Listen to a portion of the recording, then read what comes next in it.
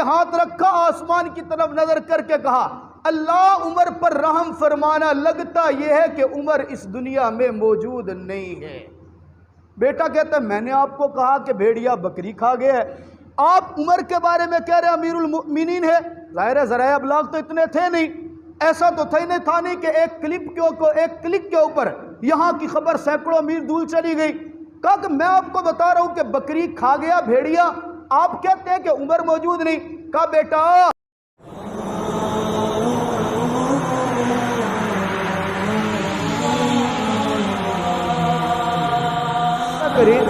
کہ آزادی کوئی تو ایسی بڑی نعمت ہے نا کہ جس کا احسان میرے اللہ نے قرآن میں جتلایا ہے۔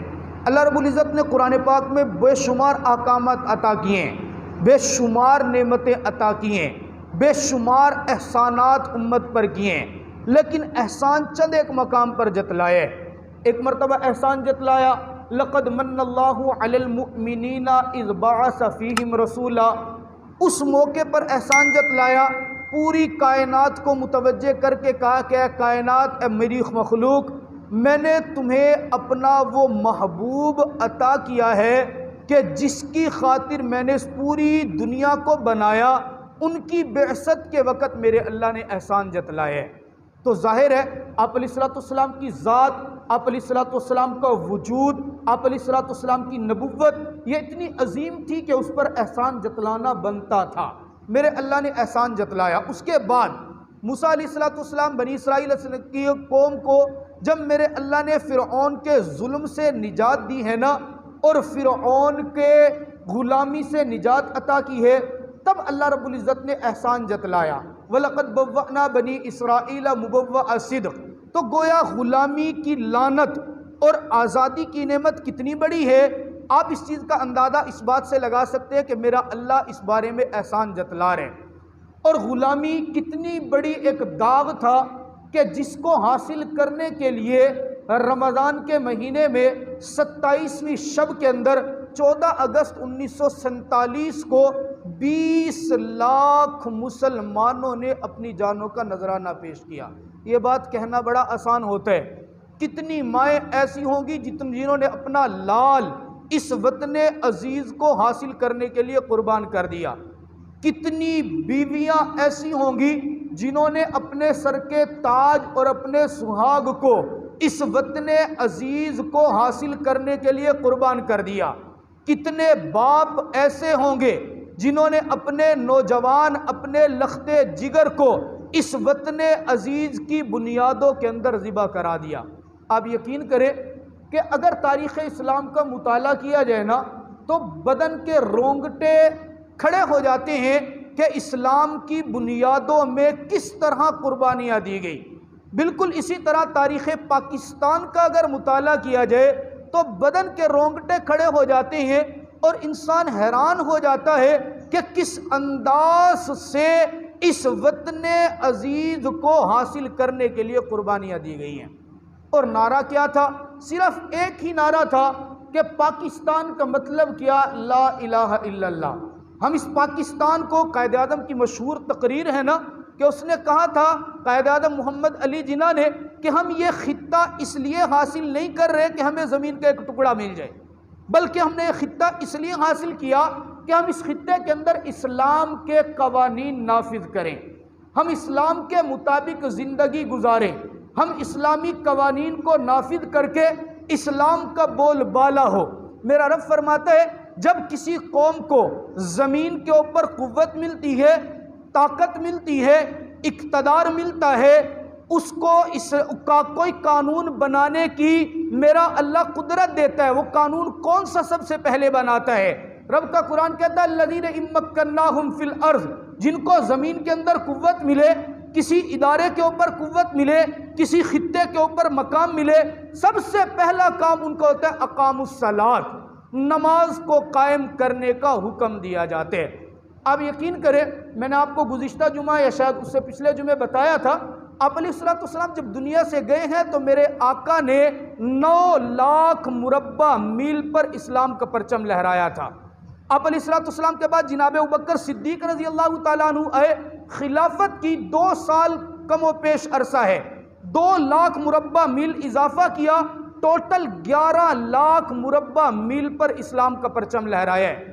جناب ابوبکر صدیق رضی اللہ تعالیٰ عنہ کے بعد جناب عمر فاروق رضی اللہ تعالیٰ عنہ خلافت پر آئے ہیں تو 11 لاکھ مربع میل کو بڑھا کر 22 لاکھ مربع میل پر اسلام کا پرچم لہرایا ہے۔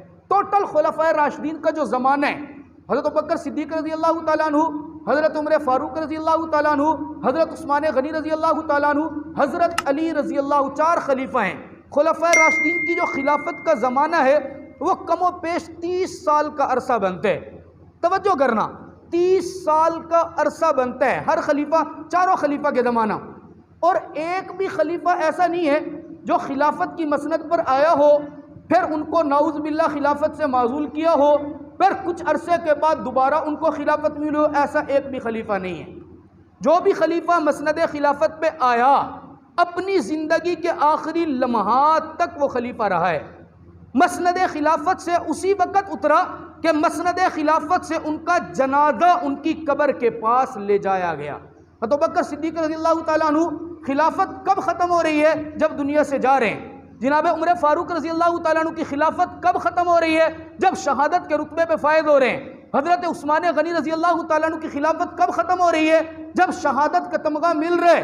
حضرت علی رضی اللہ تعالیٰ عنہ کے ساتھ بھی یہی ہوا۔ یعنی یوں سمجھ لیجئے کہ ایک بھی خلیفہ ایسا نہیں کہ جنہوں نے پہلے ایک وقت گزارا ہو پھر اگلی مرتبہ آئے ہوں کہ ہمیں پہلے تجربہ نہیں تھا اب تجربہ حاصل ہوئے۔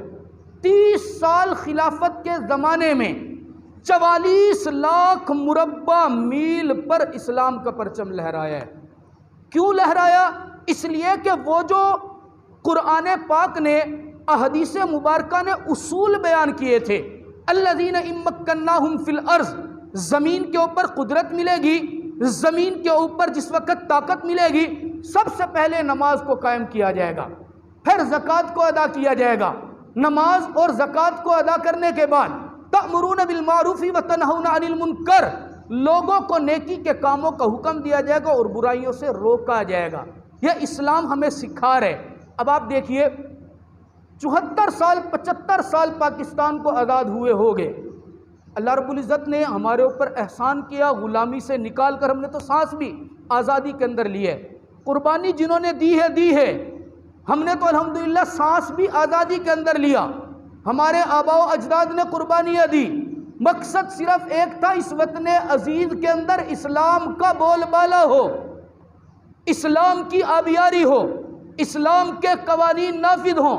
لیکن افسوس اس بات پر ہے کہ 74 سال 75 سال گزرنے کے بعد بہت ساری حکومتیں آئی، ایک آیا 5 سال گزار کے چلا گیا، پھر آیا 5 سال گزار کے چلا گیا، ایک پارٹی کو 2 3 مرتبہ حکومت بھی ملی ہے۔ کیا پاکستان کے حالات بدلے؟ کیا پاکستان کے اندر اسلامی قانون نافذ ہو گیا؟ کیا پاکستان کے اندر اسلام کا تشخص بنا ہے؟ سیاسی پارٹی تو الگ چیز ہے۔ ہمارے پاکستان کے اندر وہ سیاسی پارٹیاں جو مذہب کے نام پہ آئی ہیں، جماعت اسلامی ہے، مسلم لیگ ہے، یا جمعیت علماء اسلام، یا جو اسلام کے نام پہ سیاسی پارٹیاں، ان کا بھی آپس میں اتحاد نہیں ہو پاتا۔ جمعیت جماعت اسلامی کو، جماعت اسلامی جمعیت کو، پھر یہ مل کے اور مذہبی جماعتوں کو، ایک عجیب سا نظام، ایسا اب تک نہیں۔ وہ 30 سال خلافت گزارتے ہیں، اور 30 سال کے جناب عمر فاروق رضی اللہ تعالیٰ عنہ کی خلافت کا زمانہ 11 سال ہے۔ جب جناب عمر فاروق رضی اللہ تعالیٰ عنہ کی شہادت ہوتی ہے، ایک لڑکا جنگل کے اندر بکریاں چرا رہے، بکریاں چراتے چراتے بھاگتا ہوا اپنے باپ کے پاس آیا، ابا جان بڑا مسئلہ بن گیا۔ کیا مسئلہ ہوا؟ ابا جان جنگل میں بکریاں چرا رہا تھا نا، آج ایک بھیڑیے نے میری بکریوں پر حملہ کیا اور بکری کو پکڑ کے کھا گیا۔ باپ گھر میں بیٹھا ہے، بیٹے نے آ کر صرف اطلاع دی کہ بھیڑیا بکری کھا گیا۔ باپ نے سر پہ ہاتھ رکھا، آسمان کی طرف نظر کر کے کہا، اللہ عمر پر رحم فرمانا، لگتا یہ ہے کہ عمر اس دنیا میں موجود نہیں ہے۔ بیٹا کہتا ہے میں نے آپ کو کہا کہ بھیڑیا بکری کھا گیا ہے، آپ عمر کے بارے میں کہہ رہے امیر المؤمنین ہے۔ ظاہر ہے ذرائع ابلاغ تو اتنے تھے نہیں، ایسا تو تھا نہیں کہ ایک کلک کے اوپر یہاں کی خبر سینکڑوں میل دور چلی گئی۔ کہا کہ میں آپ کو بتا رہا ہوں کہ بکری کھا گیا بھیڑیا، آپ کہتے ہیں کہ عمر موجود نہیں۔ کہا بیٹا جب سے عمر نے باغ تخت خلافت پر آیا، جب سے عمر نے حکومت سنبھالی، ہم تب سے دیکھ رہے ہیں کسی بھیڑیے کے اندر بھی یہ جرت نہیں تھی کہ کسی غیر کے مال کے اوپر نظر دوڑا سکے۔ عمر کی حکومت کا یہ کارنامہ سب سے بلند ہے کہ عمر کی حکومت کے اندر شیر اور بکری نے گھاٹ پر پانی پیا۔ آج اگر جنگل کا درندہ تیری بھیڑیوں پر حملہ کر، تیری بکریوں پر حملہ کر رہا ہے تو پتہ چلتا ہے کہ عمر اس دنیا میں موجود نہیں رہے ہیں۔ تو اس لیے میرے دوستو، آج 13 اگست ہے، کل 14 اگست ہے۔ اس پاکستان کو حاصل کرنے کے لیے ہمارے آباء و اجداد نے، مسلمانوں نے، ان عورتوں نے جن کی عصمت لوٹی گئی، ان نوجوانوں نے جن کا گرم خون اس وطن عزیز کی بنیادوں میں لگا، یہ وطن حاصل کر کے ہمیں کیوں دیا؟ صرف اور صرف اس لیے کہ اس کے اندر اسلام کا بول بالا ہو، مسلمان اپنی عبادات آزادی سے ادا کر سکے، رب تعالیٰ کو آزاد فضاؤں کے اندر عبادت کر کے راضی کر سکے۔ ہمیں اس وطن عزیز کے بنانے کے مقصد کو پہچاننا چاہیے۔ یہ نہیں کہ صرف 14 اگست پہ جھنڈیاں لہرا کے، میوزک بجا کے، ہمیں ڈھول بجا کے اپنا ایک جشن منا کے وقت گزارنا ہے، ایسا نہیں ہے۔ بلکہ اس موقع پہ کرنا کیا ہے؟ آپ علیہ السلام جب مکہ سے مدینہ کے اندر ہجرت کر کے ہے نا، توجہ کرنا، آپ علیہ السلام نے دیکھا کہ مدینہ کے یہودی روزہ رکھتے ہیں۔ کب؟ 10 محرم الحرام، یوم عاشورہ کو۔ آپ علیہ السلام نے پوچھا یہ 10 محرم کو روزہ کیوں رکھا جاتا ہے؟ انہوں نے کہا یا رسول اللہ، یہود اس لیے 10 محرم کا روزہ رکھتے ہیں کہ 10 محرم کو انہیں فرعون کے ظلم سے نجات ملی تھی، گویا یہ غلامی سے آزادی کے اندر بدلے تھے، یہ ظلم سے آزاد ماحول کے اندر آئے تھے، یہ رب تعالیٰ کا شکر ادا کرتے ہیں۔ اس دن کے اندر رب کو راضی کرنے کے لیے روزہ رکھا جاتا ہے۔ آپ علیہ السلام نے فرمایا اچھا، نحن احق بموسیٰ منکم، یہود سے زیادہ موسیٰ کے تو ہم زیادہ قریب ہیں، آئندہ سال ہم بھی 10 محرم الحرام کا روزہ رکھیں گے۔ کہا یا رسول اللہ اس دن تو یہود بھی رکھتے ہیں، ہماری تو مشابہت نہیں ہو جائے گی؟ آپ نے فرمایا اچھا، ان کی مشابہت سے بچنے کے لیے نا آئندہ سال ہم 10 کے ساتھ 9 کا روزہ رکھیں گے، اگر کوئی 9 کا نہ رکھ سکا تو 10 کے ساتھ وہ 11 کا روزہ رکھے تاکہ مشابہت نہ ہو۔ پتہ چلا کہ ظلم سے جب نجات ملتی ہے، غلامی سے جب آزادی ملتی ہے تو پھر بھنگڑا نہیں ڈالا جاتا، ڈھول نہیں بجایا جاتا، بلکہ رب تعالیٰ کی عبادت کی جاتی ہے، اور رب تعالیٰ کو شکر کے طور پر روزہ رکھ کے راضی کیا جاتا ہے، نوافل پڑھے جاتے ہیں۔ ان شہداء نے جنہوں نے آپ کے لیے، میرے لیے، وطن عزیز کے لیے قربانی دی، ان کے لیے کچھ پڑھ کر ایصال ثواب کیا جاتا ہے۔ جہاں یہ مہینہ 14 اگست کے حوالے سے اہم ہے، وہیں پر یہ مہینہ محرم الحرام کے اعتبار سے بھی بڑا اہم ہے، یہ دن بھی بڑے اہم ہیں۔ میں نے حدیث پڑھی ہے خطبے کے اندر، آپ علیہ السلام نے فرمایا افضل الصیام بعد رمضان شہر اللہ المحرم، سب سے قیمتی روزے رمضان کے روزوں کے بعد وہ محرم الحرام کے روزے ہیں۔ حدیث میں آتا ہے آپ علیہ السلام رمضان کے روزوں کے بعد شدت سے جس مہینے کے اندر روزے رکھنے کا انتظار کرتے تھے وہ یہ محرم الحرام کے روزے ہوتے تھے۔ ایک حدیث میں آپ علیہ السلام نے فرمایا 10 محرم الحرام یوم عاشورہ کا روزہ جس نے رکھا، میرا اللہ اس کے گزشتہ 1 سال کے گناہوں کو معاف فرما دیں گے۔ اب آپ نے اگر کسی نے ہمارا یوم عرفہ کا بیان سنا تھا یا کلپ سنا ہے میڈیا کے اوپر، اس کے ذہن میں یہ بات آنی چاہیے، ہم نے کہا تھا کہ یوم عرفہ کا جس نے روزہ رکھا نا 9 ذی الحج کا، میرا اللہ اس کو 2 سال کے گناہ معاف فرما دیتا ہے، ایک گزشتہ سال کے اور ایک آئندہ سال کے۔ اور آج ہم حدیث بیان کر رہے ہیں جس نے یوم عاشورہ کا روزہ رکھا اس کے صرف 1 سال کے گناہ معاف ہوں گے۔ یہ کیوں ہے؟ عرفہ کی فضیلت زیادہ، عاشورہ کی فضیلت کم، اس کے روزے پہ 2 سال کا ثواب، اس کے روزے پہ 1 سال کا ثواب، اس روزے پہ 2 سال کے گناہ معاف، اس روزے پہ 1 سال کے گناہ معاف کیوں ہوتے ہیں؟ علماء نے لکھا در حقیقت بات یہ ہے، محرم الحرام کی جو فضیلت ہے وہ آپ علیہ السلام کی آمد سے بہت پہلے سے ہے، اور عرفہ کے دن کے روزے کی فضیلت وہ صرف آپ علیہ السلام کی ذات کی وجہ سے ہے۔ ہر وہ چیز جس کی نسبت ڈائریکٹ میرے پیغمبر کی طرف ہو جائے اس کی عظمت بڑھ جاتی ہے، اور جس کی نسبت ڈائریکٹ میرے پیغمبر کی طرف نہیں ہے اس کی عظمت وہ نہیں رہتی۔ اس لیے عرفہ کے روزے میں 2 سال کے گناہ معاف ہوتے ہیں اور عاشورہ کے روزے میں 1 سال کے گناہ معاف ہوتے ہیں۔ پھر محرم الحرام کی فضیلت، عاشورہ کی فضیلت آپ علیہ السلام کی آمد سے بھی پہلے بہت بڑے بڑے عظیم الشان واقعات۔ جناب آدم علیہ السلام کی پیدائش ایک قول کے مطابق محرم کے مہینے میں ہے۔ آدم علیہ السلام کی توبہ قبول محرم کے مہینے میں ہوئی۔ یونس علیہ السلام کو مچھلی کے پیٹ سے نکالا محرم کے مہینے میں۔ یعقوب یوسف علیہ السلام کو کنویں سے نکالا محرم کے مہینے میں۔ یوسف علیہ السلام کی یعقوب علیہ السلام سے ایک لمبے عرصے کے بعد ملاقات محرم کے مہینے میں ہوتی ہے۔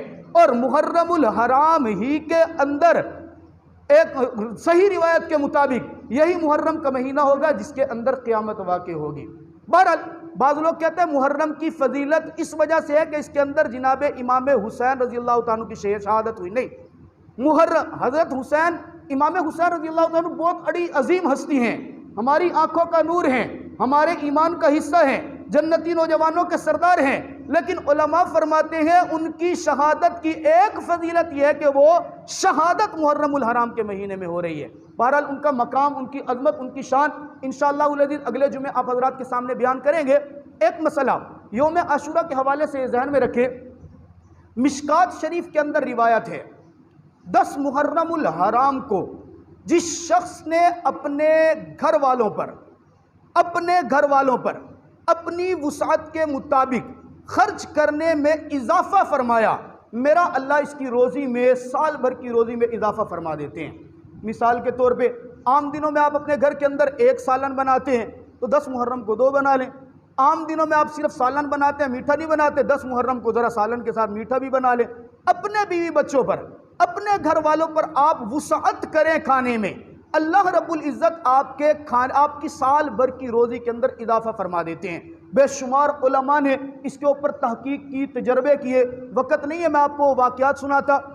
ایک مسئلہ یہ ذہن نشین فرمائے، 10 محرم الحرام کو ہمارے ہاں عموماً یہ سمجھا جاتا ہے کہ صبح اٹھنا ہے، فجر کی نماز پڑھیں یا نہ پڑھیں، آنکھیں ملتے ہوئے قبرستان ضرور جانا ہے۔